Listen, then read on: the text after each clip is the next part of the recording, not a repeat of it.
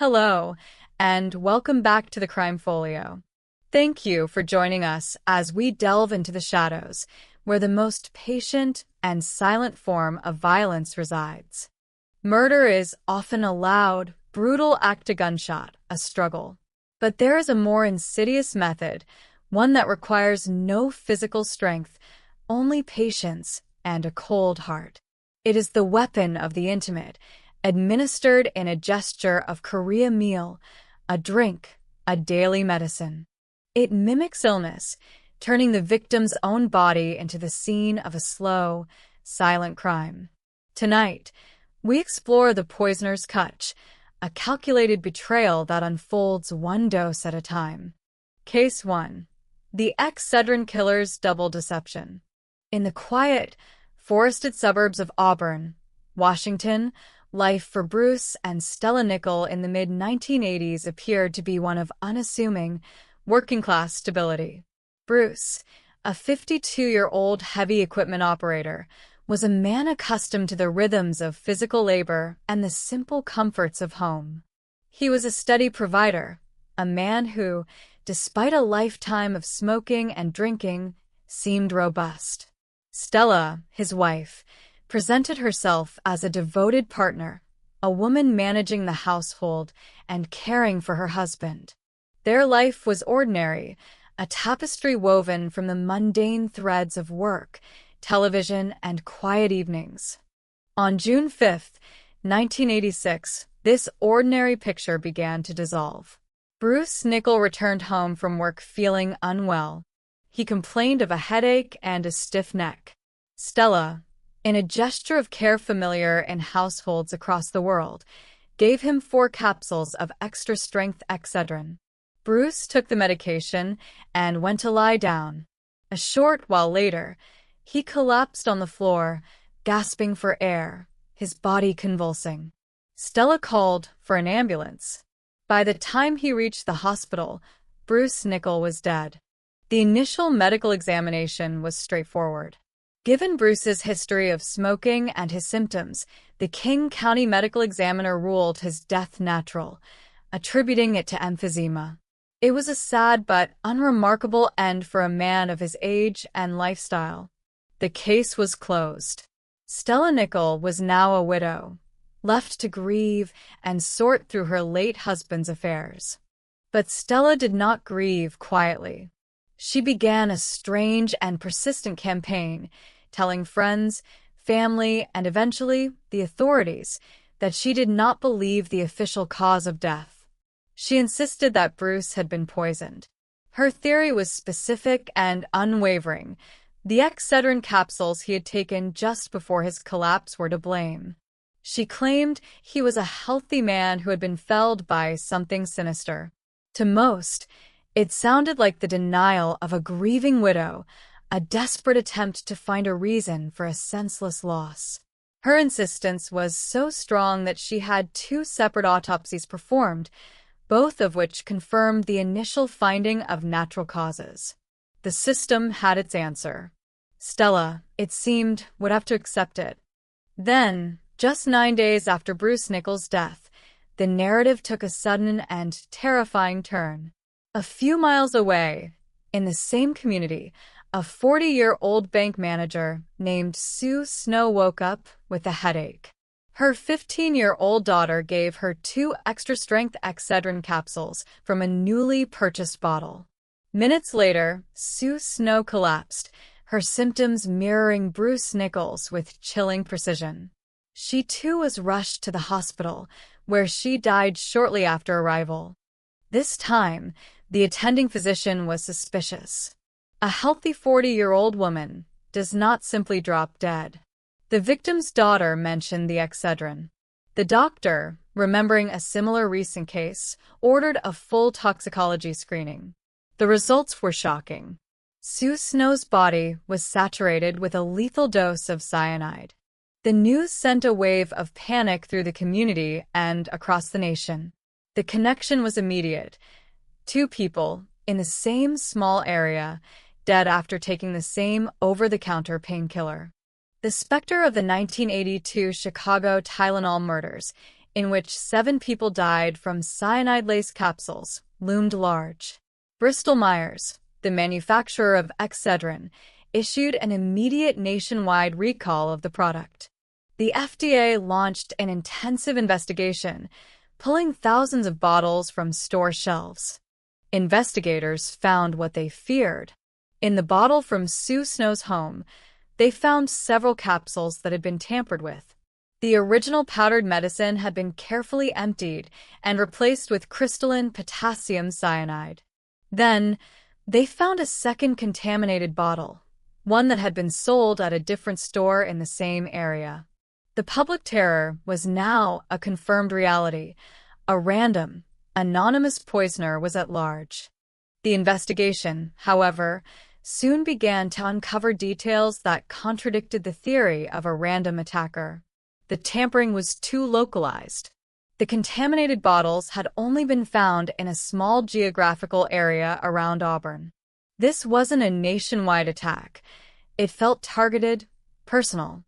It was at this point that Stella Nickell re-entered the picture, this time not as a grieving widow, but as a person of intense interest. She contacted the police with a stunning claim. She, too, had a bottle of poisoned Excedrin. It was the very bottle from which she had given her husband his final dose. When the FDA tested the capsules she provided, they found cyanide. Suddenly, Bruce Nickell's death was no longer from natural causes. It was officially a homicide, the first victim in the Excedrin poisoning case. To the public, Stella was a tragic figure, a woman vindicated in her lonely quest for the truth. To the investigators, she was a statistical anomaly that was too perfect to be a coincidence. How had she known? Why was she the one to possess 2 of the only known contaminated bottles? They began to dig into her life, peeling back the layers of her story. The first thing they found was the motive. Stella Nickell was not a wealthy woman. Her husband's death had left her with a modest estate. However, they discovered that Stella had recently taken out multiple life insurance policies on Bruce, totaling over $75,000. Crucially, several of these policies contained an accidental death and dismemberment clause. If Bruce died of natural causes, she would receive a standard payout. But if his death was ruled an accident such as accidental poisoning from a consumer product, the payout would be significantly higher, nearly double. Suddenly, her relentless insistence that Bruce had been poisoned didn't look like grief. It looked like a calculated business strategy. The investigators' theory began to form, a theory of breathtaking coldness. Stella had not been the victim of a random tampering. She was the architect of it. She had poisoned her husband to collect the insurance money. But to make his death look like an accident, she needed to create the illusion of a widespread, random attack. She needed other victims. She needed a smokescreen of public terror to hide a simple, domestic murder. The pieces began to fall into place. They discovered that Stella had worked as a security guard, a job which would have given her knowledge of how to bypass anti-tampering seals on products. They looked into her personal life and found a curious detail. Stella owned a large aquarium, and she had recently complained about algae problems. They learned that potassium cyanide was an ingredient in some types of commercial algae destroyer. The search for the source of the cyanide led them to a local library. They checked borrowing records and made a chilling discovery. In the months leading up to Bruce's death, Stella Nickell had checked out numerous books on poisons, including one titled Human Poisoning. She had shown a particular interest in books that detailed the effects of cyanide, a poison known to be fast-acting, difficult to trace, and with symptoms that could mimic a heart attack. The final, devastating piece of the puzzle came from within Stella's own family.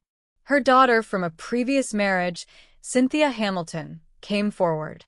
Initially, Cynthia had supported her mother's story. But as the investigation intensified, her conscience weighed on her. She told investigators that her mother had talked for months about killing Bruce, complaining that he was boring and that she wanted the insurance money. She recalled her mother's research into tasteless poisons and how, after Bruce's death, Stella had seemed not grief-stricken, but relieved. Cynthia's testimony was the emotional core of the case against her mother, a daughter's betrayal born from a need to stop a greater one. In December 1987, Stella Nichol was arrested and charged with product tampering and murder. Her trial in 1988 was a landmark case. She was the first person to be tried and convicted under the new federal product tampering laws enacted in the wake of the Tylenol scare. The prosecution laid out the entire, cold-blooded scheme for the jury. They presented the insurance policies, the library records, the cyanide evidence, and the powerful testimony of her own daughter. Stella maintained her innocence, a defiant, stoic figure who never broke character. But the evidence was overwhelming. The jury saw her not as a grieving widow, but as a ruthless and calculating killer. She was found guilty on all counts and sentenced to 90 years in prison. The case of Stella Nichol is a profound study in the pathology of the poisoner. Her crime was not a single act of violence, but a complex, multi-layered deception. To achieve her goal, she did not just murder her husband in a slow, silent betrayal. She weaponized public fear, turning a household medicine into an object of terror. She sacrificed a complete stranger, Sue Snow, a woman whose only crime was having a headache on the wrong day. Sue Snow was not a target. She was a prop, a piece of collateral damage in Stella's twisted theatrical production. The poisoner's touch, in this case, extended far beyond the capsules. It was a touch that corrupted the trust between a husband and wife, a mother and daughter, and a consumer and the products they rely on, leaving behind a legacy of fear that lingered long after the poison itself had dissipated. Case 2. The Teacup Poisoner's Second Brew. The origins of a poisoner are often found not in a moment of rage, but in a quiet, studious obsession. For Graham Frederick Young, a boy growing up in the drab London suburb of Neasden in the late 1950s, that obsession was toxicology. He was a peculiar child, academically brilliant but socially isolated.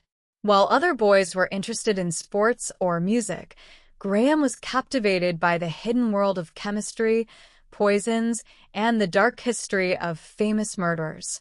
He idolized figures like Dr. Holly Harvey Crippen.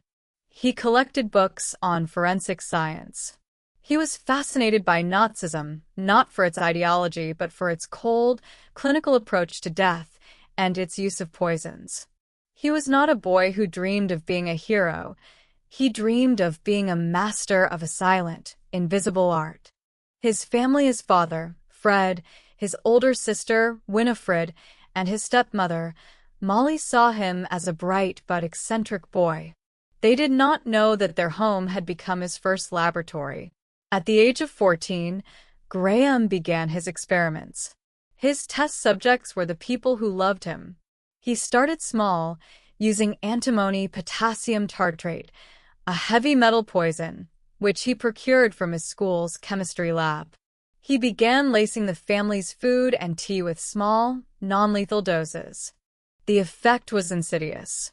The family was plagued by a mysterious, recurring illness. They suffered from violent stomach cramps, vomiting, and excruciating pain.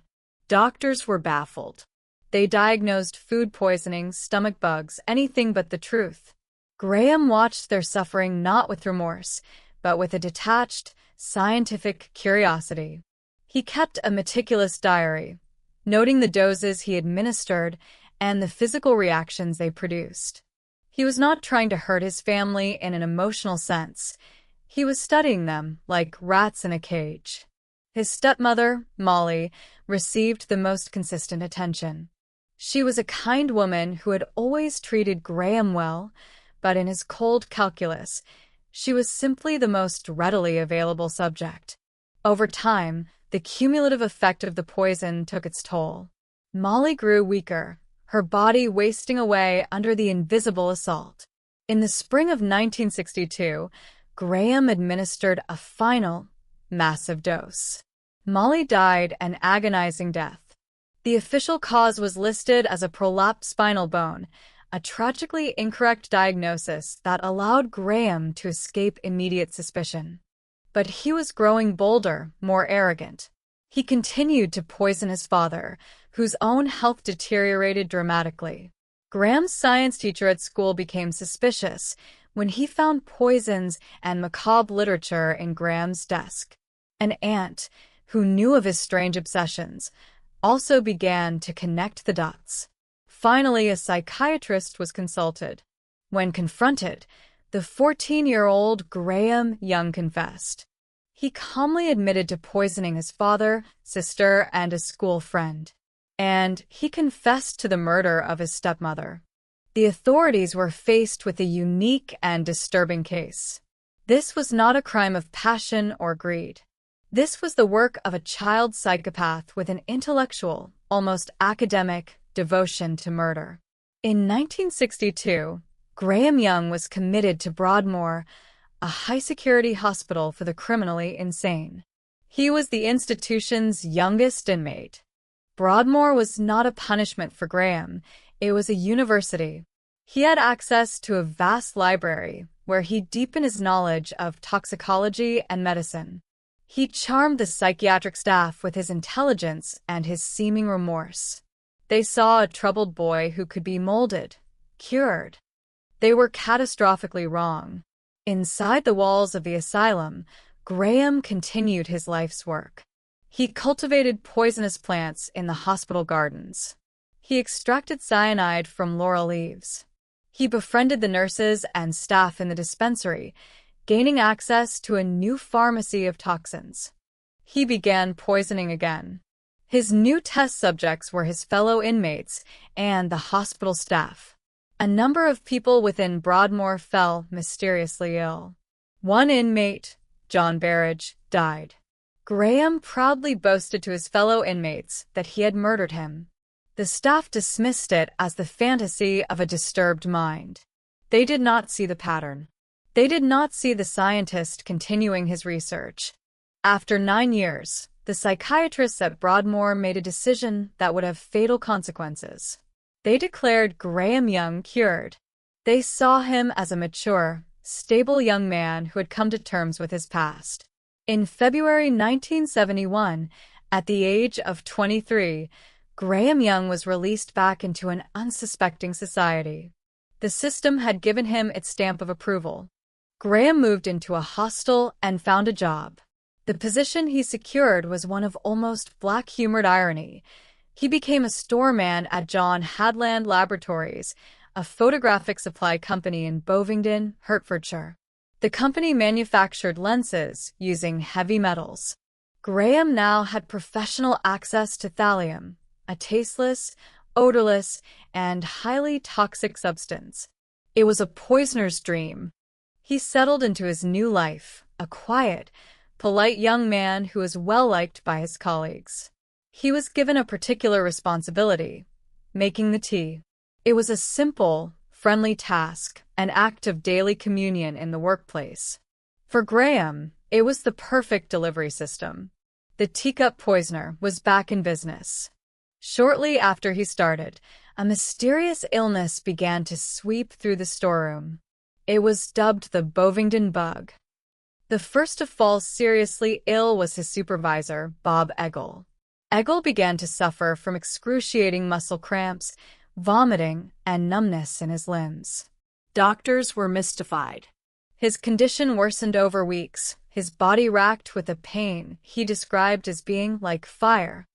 He was eventually hospitalized, where he died in July 1971. The cause of death was listed as a rare form of polyneuritis. Graham watched, recorded, and continued his work. Other employees began to sicken. They suffered from hair loss, stomach pains, and a strange, debilitating weakness. The Bovingdon bug was becoming an epidemic. All the while, Graham would offer his colleagues cups of tea, a gesture of comfort that was, in fact, an act of slow, deliberate murder. His next fatal victim was Fred Biggs. Biggs was a robust man in his late 50s. After drinking a cup of tea prepared by Graham, he fell violently ill. He was admitted to the hospital, where his body began to break down.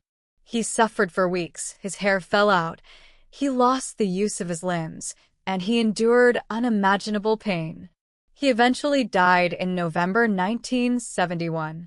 By this point, the sheer number of illnesses at the factory had raised serious alarms. A new company doctor was brought in to investigate the outbreak. He began to suspect that the symptoms were consistent with heavy metal poisoning. At the same time, Graham Young's own behavior was drawing suspicion. He showed a disquieting lack of concern for his sick and dying colleagues. Instead, he displayed a morbid, intellectual curiosity. He would debate the causes of their illnesses with the doctors, showing off a knowledge of toxicology that was deeply unusual for a store man. He asked the company doctor why thallium had not been considered as a possible cause. This was the fatal mistake, an act of supreme hubris. The doctor, now deeply suspicious, contacted the police. The investigation quickly zeroed in on the quiet teamaker. When police searched Graham's rented room, they found the evidence that would convict him. They found stashes of antimony and thallium. And most damningly, they found his diary. The diary was a poisoner's ledger, a cold, clinical record of his methodical destruction of his colleagues. It detailed the doses, the dates, and the observed effects of his poisons, all written with the detached precision of a laboratory scientist. He assigned his victims code letters. He wrote of Fred Biggs, "F is now seriously ill. He has been transferred to a London hospital. I have administered a fatal dose. It is a question of time." Reading the diary, the investigators understood they were not dealing with a man, but with a monster who viewed human life as nothing more than a series of chemical reactions. Graham Young was arrested. At his trial in 1972, he showed no remorse. He was proud of his knowledge, reveling in the attention. He saw the trial not as a judgment, but as a showcase for his intellect. He was found guilty of 2 counts of murder, 2 counts of attempted murder, and 2 counts of administering poison. He was sentenced to life in prison. Graham Young died in his cell at Parkhurst Prison in 1990, at the age of 42. The official cause was a heart attack, though a persistent theory suggests that he had finally turned his experiments upon himself, committing one last, perfect act of poisoning. His story is a chilling reminder that some forms of evil cannot be cured. He was a man for whom human life had no emotional value. People were not friends or family. They were simply vessels for his experiments. The teacups he offered were not a gesture of kindness, but a symbol of the ultimate betrayal, a slow and silent death, delivered with a smile. Case 3. The Giggling Granny's Deadly Arsenic. Evil has many masks. Sometimes it is a face of cold, calculated intelligence. Other times, it is a mask of rage. But perhaps the most unnerving mask of all is a simple, warm, grandmotherly smile. It is the face of Nanny Doss, a woman whose public persona was one of jolly, matronly cheer, and whose secret life was a 50-year career as one of America's most prolific female serial killers. She was not a predator who stalked the shadows. She was a predator who served her victims a home-cooked meal, a cup of coffee, and a slow, agonizing death. Her story begins in Blue Mountain, Alabama, in 1905. Born Nancy Hazel, she was one of 5 children in a family ruled by a tyrannical father, James Hazel. He was a controlling, joyless man who forbade his daughters from wearing makeup, attending dances, or engaging in any of the normal social rituals of youth, believing they would lead to moral corruption. Nanny and her sisters were, in effect, unpaid laborers on the family farm, their world circumscribed by work and their father's oppressive will. This bleak upbringing was compounded by a head injury she suffered as a child on a train, an incident she would later claim caused a lifetime of headaches and emotional blackouts. It was a life devoid of romance, the very thing she would later claim she was searching for with homicidal single-mindedness. Her first escape came in the form of marriage. At 16, she married Charlie Braggs, a co-worker from the linen factory where she worked. It was a union born more of desperation than affection. They had 4 daughters in 4 years, a rapid descent into a domestic life for which Nanny was ill-prepared. The marriage was not the romantic idyll she had read about in the Lonely Hearts columns of magazines, her favorite form of literature. It was a world of screaming children, financial hardship, and a demanding, often unfaithful husband. The first suspicious deaths occurred here, in the crucible of her unhappy first marriage. In 1927, 2 of her middle daughters died suddenly and mysteriously. They were diagnosed with food poisoning, a common and often fatal ailment at the time, and no questions were asked. Charlie Braggs, however, was suspicious. He saw no reason for 2 healthy children to die so suddenly. Not long after, he took their eldest daughter and fled, leaving Nanny with their infant, Florine. The marriage was over. He had escaped with his life. Nanny's 2 dead children were soon followed by another death. Her infant grandson, born to her daughter Melvina, died suddenly of asphyxia while in Nanny's care. Later, another of Melvina's children, a 2-year-old, would also die under Nanny's roof. In each case, Nanny collected a small life insurance payout. A pattern was beginning to form, written in a ledger of small-town obituaries and insurance claims, but it was a pattern no one yet had the vision to read. Nanny's primary tool was not just poison, it was her persona. She appeared to be a woman cursed by tragedy, a figure of profound sympathy. She was the grieving mother, the heartbroken grandmother. This victimhood was her shield, deflecting any suspicion that might have come her way. She honed this performance as she continued her search for the perfect man, a search conducted through the mail via Lonely Hearts Clubs. Her second husband was Frank Harrelson, a 23-year-old factory worker from Jacksonville, Florida, whom she met through a matrimonial ad. She married him just 3 days after they met. This marriage was a different kind of hell. Harrelson was a violent alcoholic.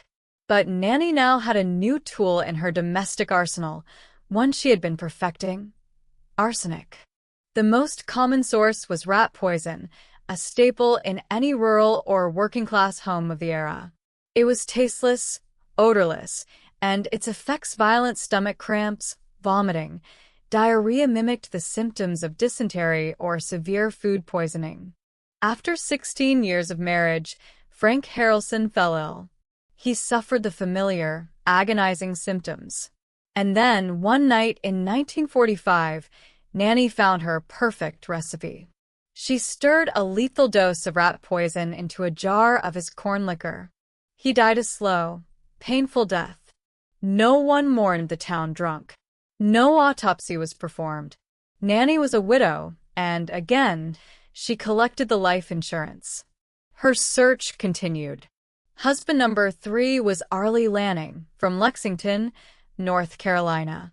He was a different man, entirely sober, kind, and seemingly devoted. For a time, it appeared Nanny had finally found the romance she craved. But Arlie, too, soon fell victim to the mysterious stomach flu that seemed to follow Nanny wherever she went. He died in a local hospital, his death attributed to heart failure. Shortly after his funeral, the house he had left to his sister mysteriously burned to the ground. Nanny, who had insured the house, collected the payout. During this period, the circle of death around Nanny widened. Her own mother, Louisa, came to live with her and Arlie. Louisa was a difficult woman, and she soon developed a painful stomach ailment. She died in Nanny's care. Then Nanny's sister, Dovey, came to stay. Dovey, who was healthy, died suddenly in her sleep. In the world Nanny inhabited, people who became inconvenient had a strange and fatal habit of falling ill. Husband number 4 was Richard L. Morton of Emporia, Kansas. Their marriage was brief and tempestuous. Morton was a philanderer and Nanny did not suffer rivals. After just a few months of marriage, he too died of what was diagnosed as natural causes. The pattern was now a drumbeat: courtship, marriage, illness, death, insurance. Nanny moved from town to town, from husband to husband, leaving a trail of quiet, unexplained deaths in her wake. Each time, she would pack her bags, collect her money, and turn once more to the lonely Heart's Adze, a cheerful widow looking for love. Her final victim, the man who would unwittingly bring her entire murderous career to light, was Samuel Doss of Tulsa, Oklahoma. He was a respectable, church-going man, precisely the kind of stable, romantic figure she claimed to be seeking. He was not an alcoholic, not a philanderer. He was simply a man who, after a month of marriage, made the mistake of telling Nanny she was not allowed to read her romance magazines or watch her favorite television shows. He had violated the rules of her fantasy. In September 1954, Samuel Doss was admitted to the hospital with flu-like symptoms. The doctors were puzzled, but managed to treat him. After 23 days, he was released. Nanny was reportedly furious. He was supposed to have died. That very night, back in his own home, she served him a prune cake, heavily laced with arsenic. He was dead before midnight. This time, the attending physician was not willing to sign off on natural causes. A man does not recover from a severe illness only to drop dead hours after returning home. He ordered an autopsy. The results were undeniable. Samuel Doss's body contained enough arsenic to kill a horse. The investigation had finally begun. Police in Tulsa started to look into the past of the sweet, church-going woman who is now Samuel Doss's widow. They began the grim work of exhuming the bodies of her previous husbands. They found what they expected. Arlie Lanning's remains were saturated with arsenic. Richard Morton's body also showed signs of poisoning. The quiet, tragic deaths were now exposed as a string of cold-blooded murders. When confronted, Nanny Doss did not maintain a stoic silence. She confessed. And as she confessed, she smiled. She giggled. She recounted the murders of her husbands as if she were telling folksy anecdotes about domestic squabbles. The press, captivated by this bizarre, cheerful killer, dubbed her the giggling granny. Her motive, she claimed, was love. "That's it," she told her interrogators. "I was searching for the perfect mate, the real romance of life." The husbands, one by one, had failed to live up to the fantasy she had constructed from the pages of her magazines. When the reality of marriage proved disappointing, she simply erased the husband and started over. The arsenic was her editing tool. She confessed to killing 4 of her 5 husbands. She confessed to killing her mother. She never admitted to killing her sister, her grandson, or her own 2 daughters, though the police and public remained convinced of her guilt. She was charged with the murder of Samuel Doss and, to avoid the spectacle and expense of multiple trials, Oklahoma sentenced her to life in prison. She died of leukemia in the state penitentiary in 1965. Nanny Doss's story is a chilling study in the power of a deceptive persona. She was not a femme fatale. She was a plain, overweight, grandmotherly figure. Her ordinariness was her greatest weapon. It allowed her to move through life, decade after decade, leaving a trail of bodies in her wake, her actions shielded by the low expectations society had for a woman who looked like her.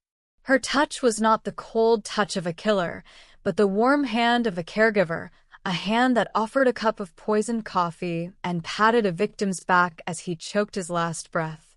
She was a black widow who hid not in a dark web, but in plain sight, smiling all the while. Case 4. The Radioactive Spy's Final Statement. The world of international espionage is often a realm of shadows, a place where conflicts are waged not on battlefields, but in quiet hotel rooms and anonymous city streets. The weapons in this world are not always guns or bombs. Sometimes they're far more subtle, more patient, and more terrifying. This is the story of a man who was murdered not with a bullet, but with a ghost, a poison so rare and so insidious that it turned his own body into a radioactive bomb, and his slow, public death into a final, damning political statement. The victim was Alexander Litvinenko.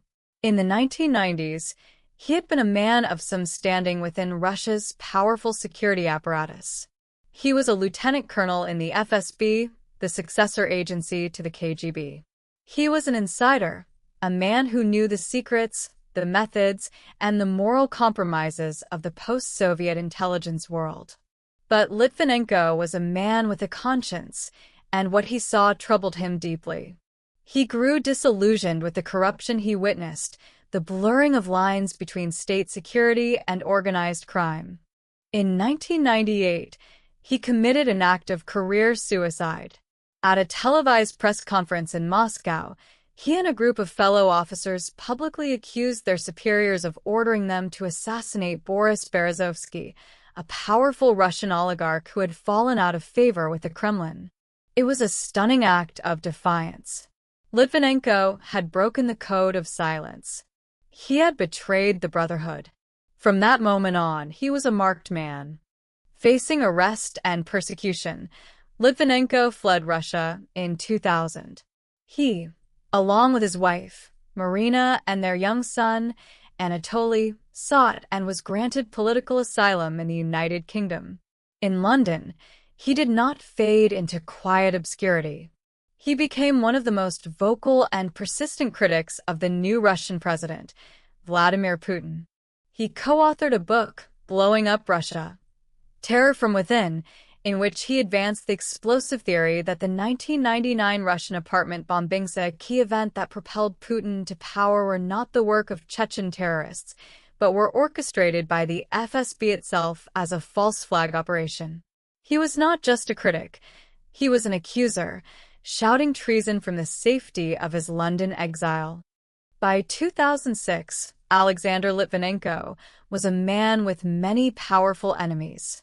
He was working as a writer and a consultant, occasionally providing information to Western intelligence agencies, including Britain's MI6. He was living a life balanced on a knife's edge, aware of the risks but seemingly undeterred. On November 1, 2006, Litvinenko's past caught up with him in the luxurious, wood-paneled bar of the Millennium Hotel in Mayfair, one of London's most exclusive districts. He had a meeting with two former Russian security contacts, Andrei Lugovoy and Dmitry Kovtun.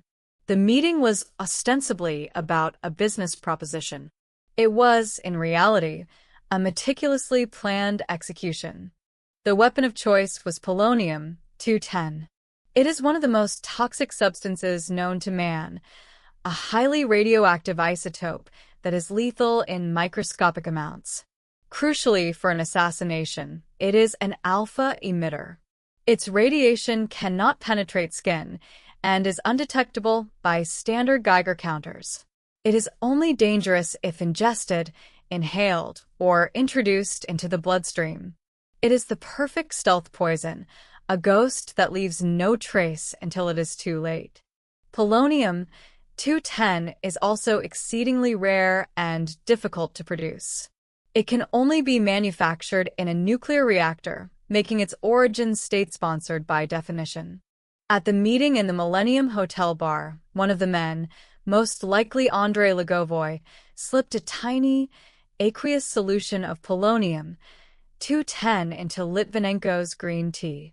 It was a simple, untraceable gesture. Litvinenko drank the tea. The ghost had entered his body. He left the meeting feeling fine. But within hours, he began to feel unwell. He started vomiting. The symptoms were violent and relentless. He was admitted to a local hospital, his condition a complete mystery to the doctors. His health deteriorated with terrifying speed. His hair began to fall out. His organs started to fail. His immune system collapsed. The doctors were baffled. They tested for all known poisons, for heavy metals like thallium, for everything they could think of. They found nothing. Alexander Litvinenko was dying, and no one knew why. But Litvinenko himself knew. From his hospital bed, gaunt and fading, he told his wife and the police that he had been poisoned, and he knew who was responsible: the Kremlin. He understood the methods of his former employers. He knew this was a professional hit. His insistence that he was the victim of a sophisticated poisoning finally prompted the doctors to look beyond conventional toxicology. They contacted Britain's top nuclear scientists at the Atomic Weapons Establishment. They took a sample of his urine and, using highly specialized equipment, they finally found the ghost. The tests revealed massive, off-the-charts levels of polonium-210. The diagnosis was a death sentence. There was no antidote, no cure. The alpha particles were systematically destroying his cells from the inside out, a slow, unstoppable chain reaction. The discovery also triggered a major public health emergency. Alexander Litvinenko was not just a dying man. He was a human source of radiation. Anyone who had come into contact with him, with his bodily fluids, was at risk. A radioactive trail was now visible to the authorities. British police began the painstaking work of retracing the steps of Litvinenko, Lugovoy, and Kovtun. Using specialized radiation detectors, they found a trail of polonium-210 across London. It was in the teapot and on the table at the Millennium Hotel bar.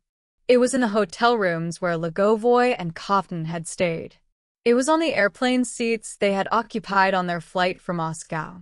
It was in restaurants, offices, and even a football stadium they had visited. The assassins had been clumsy, leaving a trail of radioactive breadcrumbs that led directly back to them. As his body wasted away, Alexander Litvinenko's mind remained sharp. He knew he was going to die, and he decided to use his death as his final piece of evidence. He worked with the police, giving detailed statements. And, just 2 days before he died, he dictated a final, powerful declaration. He addressed it directly to the man he held responsible. "You may succeed in silencing one man," he said, his words transcribed by a friend, "but the howl of protest from around the world will reverberate, Mr. Putin, in your ears for the rest of your life." On November 23, 2006, 3 weeks after drinking the cup of poisoned tea, Alexander Litvinenko died of acute radiation syndrome. His last act was to have a photograph taken of himself on his deathbed. The image was shocking, his face gaunt, his body emaciated, all his hair gone. He looked like a victim of a nuclear blast. The photo was released to the world, a haunting self-portrait of a man murdered by the state. He had turned his own death into an unforgettable spectacle of defiance.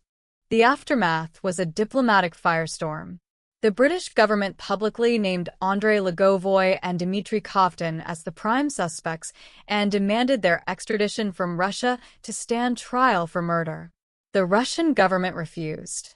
They dismissed the accusations as anti-Russian propaganda. Lugovoy, far from being punished, was hailed as a hero. He was elected to the Russian parliament, the Duma, which granted him immunity from prosecution. A full public inquiry in the UK years later, in 2016, concluded with chilling certainty. The judge, Sir Robert Owen, stated that the FSB operation to kill Litvinenko was probably approved by Nikolai Patrushev, then the head of the FSB, and by President Vladimir Putin himself. The murder of Alexander Litvinenko was not a rogue operation. It was a state-sanctioned execution, carried out on the streets of a foreign capital. The story of Alexander Litvinenko is a stark illustration of the poisoner's art in the 21st century. The touch was not that of an intimate, but of an enemy state. The poison was not a common household chemical, but a weapon of mass destruction in miniature. It was a murder designed not only to eliminate a target, but to send a message that the reach of the Kremlin is long and that there is no safe harbor for those it considers traitors. Litvinenko's killers succeeded in silencing his voice, but in doing so, they amplified his message beyond anything he could have achieved in life. His slow, agonizing, radioactive death became his most powerful testimony. Case 5. The mommy blogger's salt poisoning. In the digital age, a new kind of stage has emerged for those who crave attention. It is the world of social media, of blogs and online forums, where a life can be curated, performed, and broadcast to an audience of sympathetic strangers. For Lacey Spears, a young mother living in the quiet suburbs of Chestnut Ridge, New York, this digital stage was her entire world. Her blog was titled Garnett's Journey, and her life's work was documenting the harrowing, mysterious, and ultimately tragic story of her young son. Garnett Spears was a boy who had known nothing but illness. From his infancy, he was plagued by a bewildering array of severe health problems. He suffered from chronic ear infections, digestive issues, and seizures. He was in and out of hospitals his entire life. He had to be fed through a gastrostomy tube surgically inserted into his stomach, a detail his mother shared with her followers with a kind of grim pride. On her blog, on Facebook, on Twitter, Lacey Spears crafted a powerful and compelling narrative. She was the supermom, the tireless, devoted warrior mother, fighting a heroic battle for the life of her fragile, chronically ill child. Her online audience was captivated. They followed Garnett's journey with rapt attention. They sent messages of support, offered prayers, and praised Lacey for her incredible strength and devotion. Lacey, in turn, fed them a constant stream of updates, photos of Garnett in hospital beds, detailed accounts of his latest symptoms, and her own emotional reflections on the burdens of her sacred duty. She was a master storyteller, and her son was her tragic protagonist. The sympathy she received was a powerful affirmation, a validation of her identity as a loving, selfless mother. The problem was that the story was a lie. Garnett was not naturally sick. His illness was being manufactured, induced, and meticulously managed by the very person the world saw as his protector. Lacey Spears was slowly, systematically poisoning her own son. Her weapon was not a rare chemical or a heavy metal. It was one of the most common and essential substances on Earth, salt. In small amounts, sodium is vital for life. In large, concentrated doses, it is a deadly poison. It causes hypernatremia, a condition where the sodium levels in the blood become dangerously high, leading to swelling of the brain, seizures, and ultimately, death. Lacey had discovered the perfect tool for her particular brand of Munchausen syndrome by proxy. The symptoms of salt poisoning, vomiting, seizures, lethargy mimicked the very illnesses she claimed her son was suffering from. It was a poison that hid in plain sight. For 5 years, Lacey conducted her silent, horrific experiment. Using a syringe, she would inject lethal concentrations of salt directly into her son's G-tube. This act, a grotesque inversion of feeding and nurturing, would trigger a new medical crisis. Garnett would be rushed to the hospital, his small body racked with seizures. The doctors, unable to find a root cause, would work desperately to stabilize him. And all the while, Lacey would be by his side, the picture of a terrified mother, live blogging the entire ordeal for her followers. She was not just causing the illness. She was producing it, directing it, and distributing it for public consumption.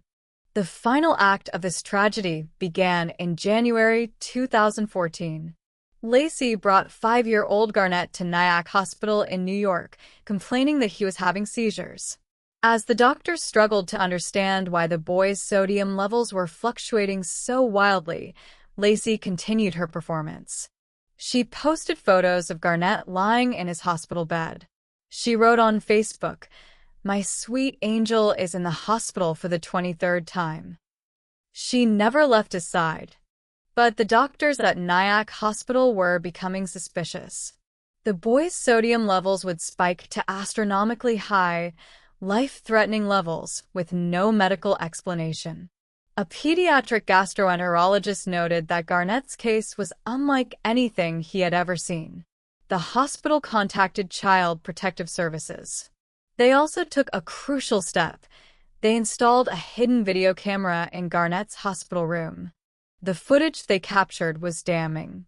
The camera recorded Lacey Spears taking her son into the private hospital bathroom. She is seen carrying his feeding tube and a white cup. She is in the bathroom with him for several minutes, out of the camera's view. When she emerges, she reconnects the tube.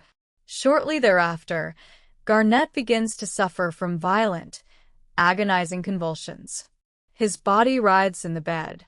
Lacey, seeing this, does not panic. She does not call for a nurse. She calmly picks up a blanket and places it over her son as he continues to seize. Garnett's condition worsened. He was transferred to Westchester Medical Center, but the damage was done. The massive, repeated doses of sodium had caused his brain to swell irreversibly. On January 23, 2014, after being declared brain dead, 5-year-old Garnett Spears was taken off life support. The investigation that followed was a deep dive into the digital and medical history of Lacey Spears. Investigators found 2 separate feeding bags in her apartment, both heavily contaminated with salt.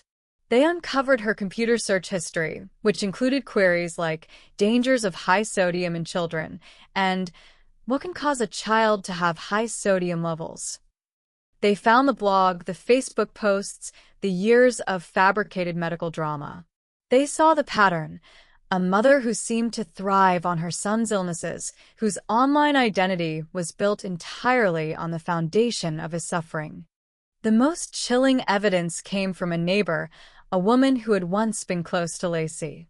She told investigators that Lacey had once asked her to hold her feeding tube and make it look like you're pouring something in.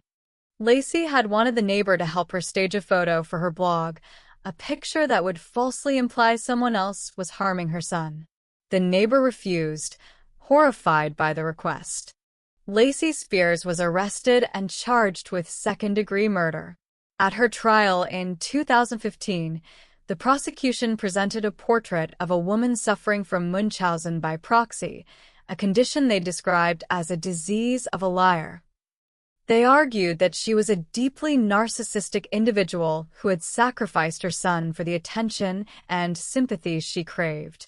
They played the hospital video for the jury, a silent, horrifying film of a mother poisoning her child. Lacey's defense argued that she was a loving mother and that Garnett's death was a tragic medical mystery. They claimed the hospital was negligent, but the evidence was overwhelming. The jury found her guilty. She was sentenced to 20 years to life in prison. The story of Lacey Spears is a uniquely modern tragedy. It is a case where the poisoner's touch was not just the physical act of administering a toxin, but the digital act of broadcasting the results. Her blog was not just a diary. It was a weapon, a tool for manipulating an audience and validating her pathology. Garnett Spears was not just a victim of poisoning. He was the central character in a 5-year-long work of nonfiction horror written by his own mother. His short, painful life serves as a dark and cautionary tale about a world where the lines between genuine suffering and performative sympathy can become fatally blurred, and where the button can, in the hands of a predator, become an applause meter for a slow and silent murder. The poisoner's art is the ultimate betrayal. It weaponizes trust and turns acts of care into acts of destruction. Whether for money, for control, for a dark obsession, or for the fleeting validation of online sympathy, the method remains the same: a slow, patient, and silent corruption from within. These cases reveal a chilling truth that the most dangerous threat often comes not from a stranger in the dark, but from the one who brings you a cup of tea, a plate of food, or a dose of medicine, all delivered with the coldest of hearts and the most patient of hands. Thank you for joining us at the Crime Folio. Sleep well and stay safe.